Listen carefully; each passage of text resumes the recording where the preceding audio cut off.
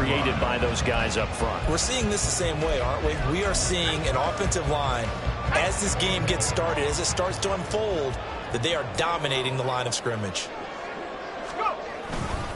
First and 10, Taylor now. And he'll take it from the 18 to the 15, a gain of 3. He's had success on this drive, but not on this play. Finally, they bowed up defensively. I think they were determined not to let him take it pretty much all the way down the field. Yeah, it looks like they handled their run responsibilities correctly this time. What we call run fits, everyone was in the right place. Here's 2nd and 7.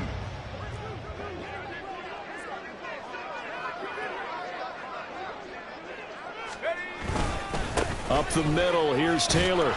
And nothing doing. He's immediately taken down at the line of scrimmage. No gain on the play, and it's going to bring up a 3rd down.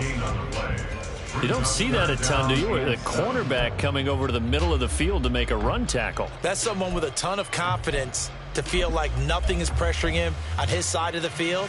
Sees that the ball is moved to the middle and just sprints over there to help out. He ends up getting the tackle. Well played. So 7 yards from the first down here as they come up to the line of scrimmage.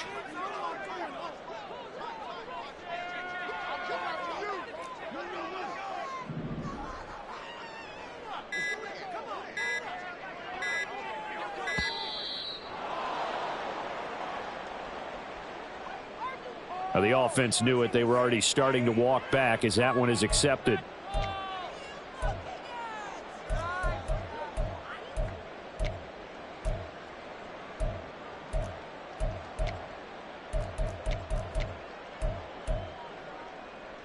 After the delay, they're backed up even further for 3rd and long.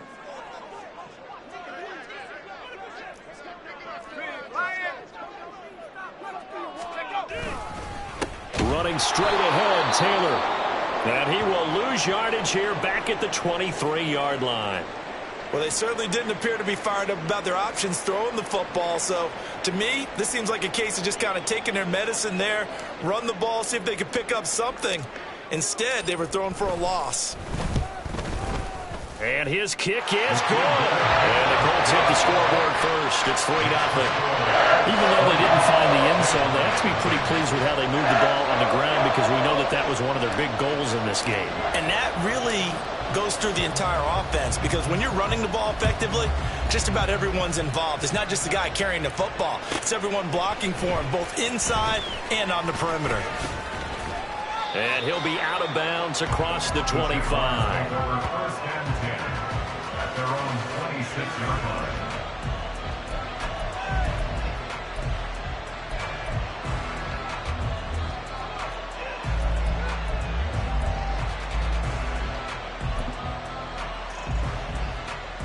Lawrence bringing the Jaguars up 1st and 10 at their own 26.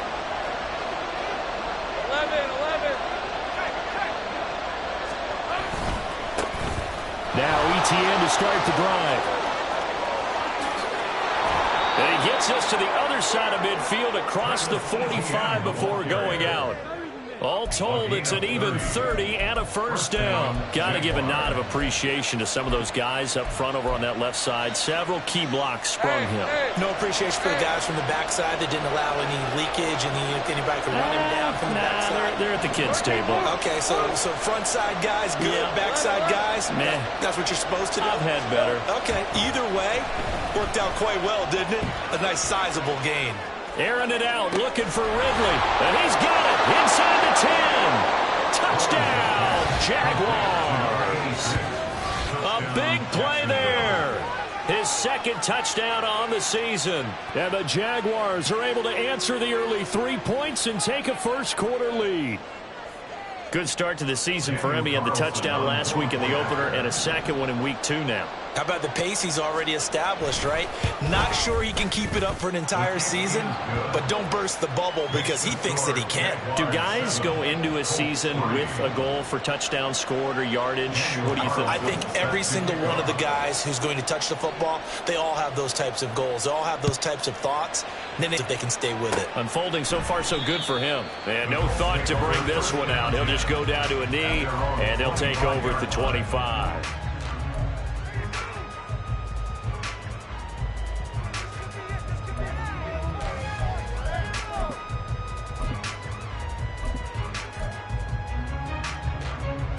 The Colts come to the line ready to start their next drive. Early on, you know, Charles, every game could be called a measuring stick game. But I think when it comes within your division like this, it's a measuring stick game with a little extra intrigue.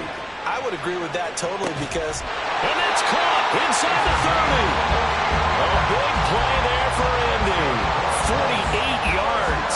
We spent a lot of time talking about what's going on the field. How about off the field with the evaluation? And they spent a lot of time saying, we've got to get a rookie in here who has big playability, and that's exactly what we're seeing here early in his career. Drafted him in the spring. Here he is early in the fall making an impact. Different story this time around. We had that huge gain followed by a sizable loss here. Part of their struggles last week was getting these negative plays on first and second down. That's something they have to be wary of as this game continues. So their task that they're walking up on. Operating from the gun. Aldridge, incomplete. You look at this Jaguar defense. They're a tough unit to throw against, currently 4th toughest in the NFL. And, hey, they were stingy in the opener. Didn't allow much of anything at all through the air. So now they come into week 2 saying, hey, let's see if we can do even better. Let's go ahead and get to that number 1 spot.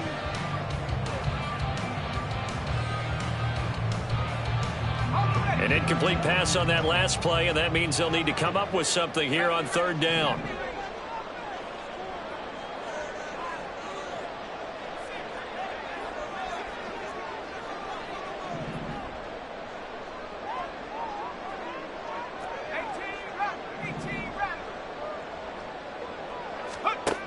Operating from the gun, Aldridge, and this is going to be incomplete. This defense has certainly played well so far in this game, and the coverage has been tight on just about every throw. Forced a few here so far in this game, and now it brings up 4th down. And this will split the uprights. It's right down the middle, and they'll get it back within a point at 7-6. A good start for him in this one here in the first quarter, and he's now 2 for 2 on field goals.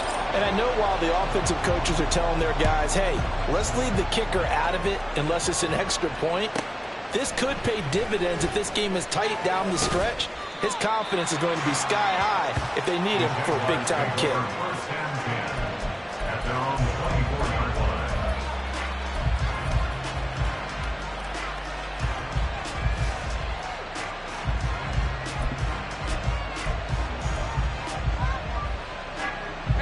Jaguars come to the line to start their next drive. This drive here beginning probably with a pair of motivated groups. Remember, the offense scored a touchdown. Their last time out, looking to repeat that in Charles' defense. They were very frustrated after giving up 6 the last time on the field. And frankly, it's just a battle of wills in a lot of ways because you know they're both motivated. They both game plan for this drive, and they both have specific outcomes in mind. To me, it just comes down to who can execute better and which side can step up and assert its will over the other.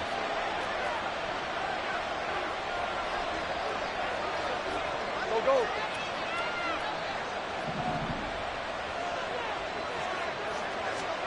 And they'll throw on 1st down with Lawrence. Escaping the pressure right. And he wisely will throw that one away. One thing you always worry about when he breaks the pocket is he going to take off with it? That time, the pressure was starting to close in, and he's just got to throw this one away.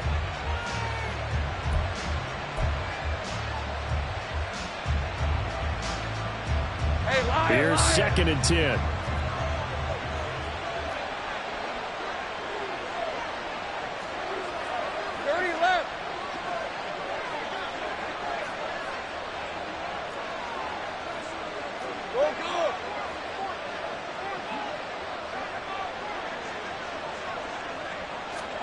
Here's Lawrence. It's a short one here, complete to his tight end. That'll leave him with a 3rd and 2 coming up. They got 8 yards there. And Brandon, as you know, sometimes it's a lot tougher to run with these tight ends nowadays in the NFL. They're just bigger wide receivers. He lined up on the left side of the formation, ran a drag route across the field, and tried to work his way open. He was able to make the catch, but the defenders were there, couldn't do a whole lot with it afterwards. 3rd and 2.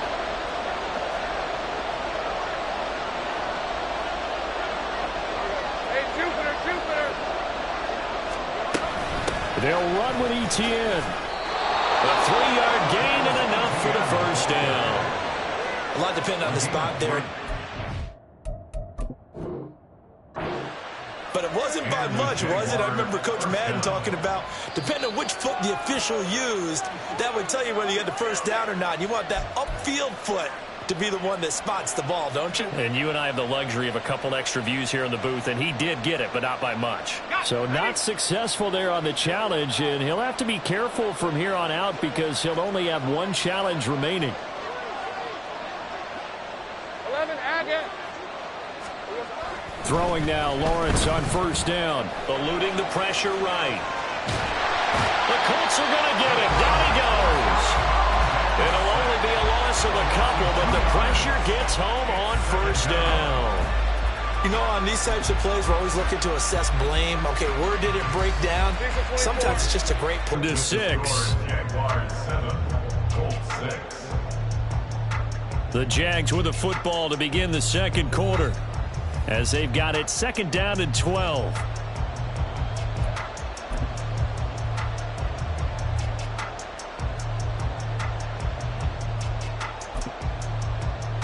All right, let's go.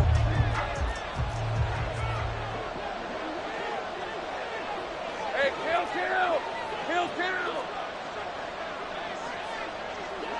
Silver. Lawrence will throw.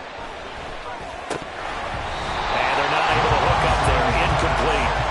Right up to that point, I was about to say he's had a pretty good half catching the football, but let's just be honest about it. He should have caught that one. And he knows that. That was one right in his breadbasket and one he normally catches. 7th play of this drive coming up, but a long way to go on third down.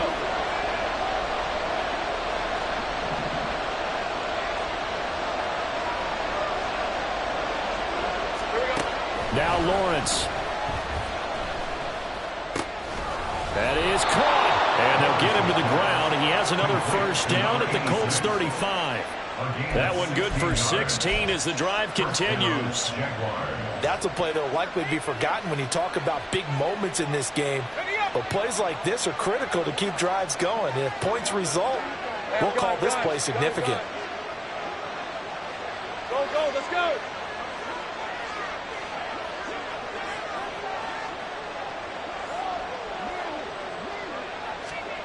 On 1st and 10, it's Lawrence. And it's incomplete.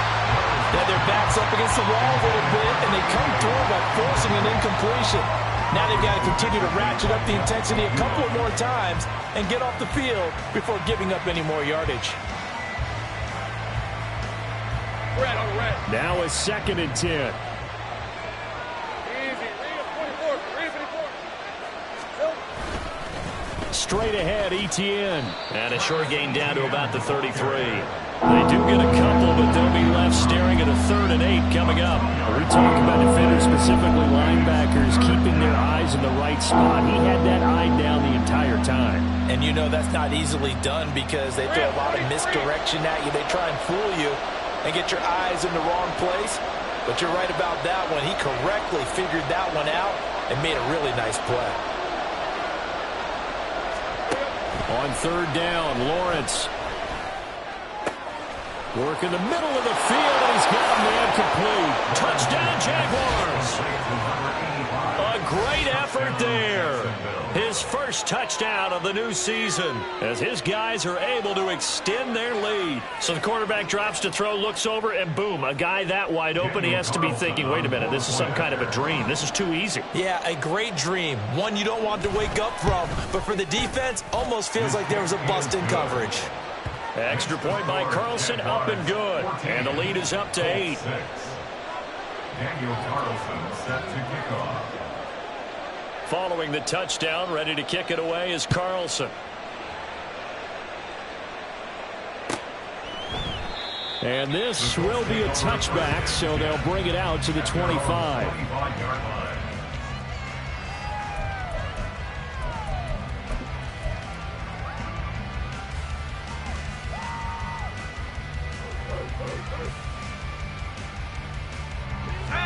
The Indy offense at the line and set to go.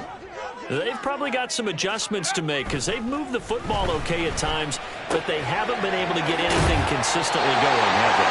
What you worry about is it almost turns into a basketball game.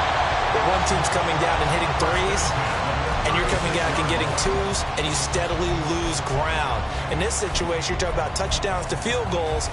They want to put in the end zone and put those sixes on the board. Yeah, they've been settling. That's why they're down on the score. Now a give to Taylor. And he'll take this ahead for about 4. Second down coming up. Well, that was a quality play to start a new set of downs. That was simply an offensive line winning the battle up front and winning in a big way and giving their guy in the backfield a nice lane to hit.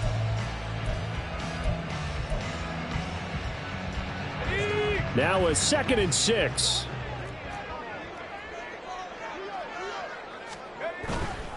Again, it's Taylor. And he gets us to the other side of midfield across the 45 before going out. 69 yards rushing for him as he has been tough to stop here this first half. All right, I got to ask you, with these RPOs, essentially the quarterback has 3 options, right? So what's different from that versus the triple option that we see the service academies run at the college level? As a general rule, the triple option at the college level, most things are called outside of the quarterback faking it to the runner and then keeping it himself and maybe having a trail back. What I mean is, in the NFL, that option to throw the football all comes about organically. It's a natural deal based on reads. In college, if you're going to throw the football for triple option, you've actually called that play. 2nd down and 8. Now they'll switch it up here and look to throw. He's going to rifle one deep left side. And he knocks the ball away, and it falls incomplete. Boy, that ball's just hanging up there waiting to be intercepted. That looked doomed from the start. But they took the deep shot anyway, and fortunately, it winds up incomplete.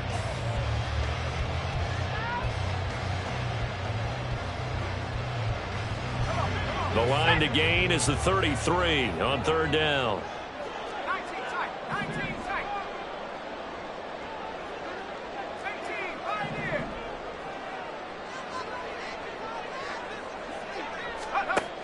Back to throw. Aldridge flushed out right. And he will go down outside of the pocket for a sack. Trying to get away, but could not. And that'll bring up 4th down on the big sack with a loss of 5. The Colts send out their punter, as he should be able to pin him back deep here with his first punt.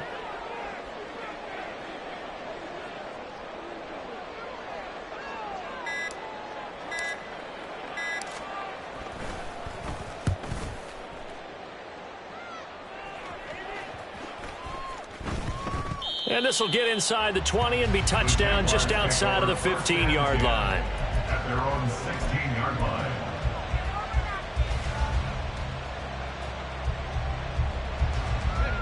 The Jacksonville offense set to begin their next drive.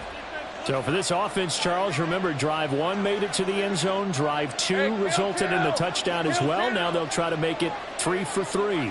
The plan, and this is what they wanted to execute, but did they really believe it would happen this well, this efficiently? I know they'll take it, and afterwards they'll say, there's never a doubt in our minds we were going to be successful in this one. Throwing on 1st down, but this one winds up to be incomplete. Maybe a little over-anxious in the pocket there. He just didn't look comfortable on that throw. No, he didn't, because it wasn't his normal fluid delivery. And I think you might have had it right. Wasn't really confident with what he saw downfield and almost felt like he wanted to pull that one back. 11. Again on 2nd and 10, it's Lawrence. This one caught by Ridley. 9 yards, and that leaves him just short, so it'll be 3rd and less than a yard.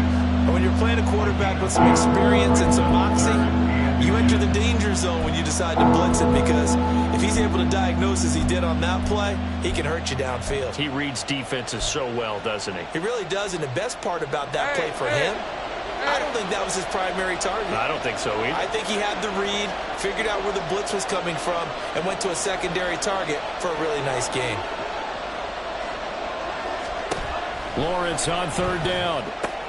Oh, he tries to force it in, and it's intercepted. Picked by Kenneth Murray. And he will bring it back. An interception return for a Colts TD. Well, the offense, they'd really not been able to mount anything yet on that drive, and the defense made sure they couldn't mount anything. The interception and the return adding 6 to the scoreboard. And that's no small return for a linebacker, partner. He took matters into his own hands and his legs on that pick. And once he had it, I don't think anyone on the field could have stopped him.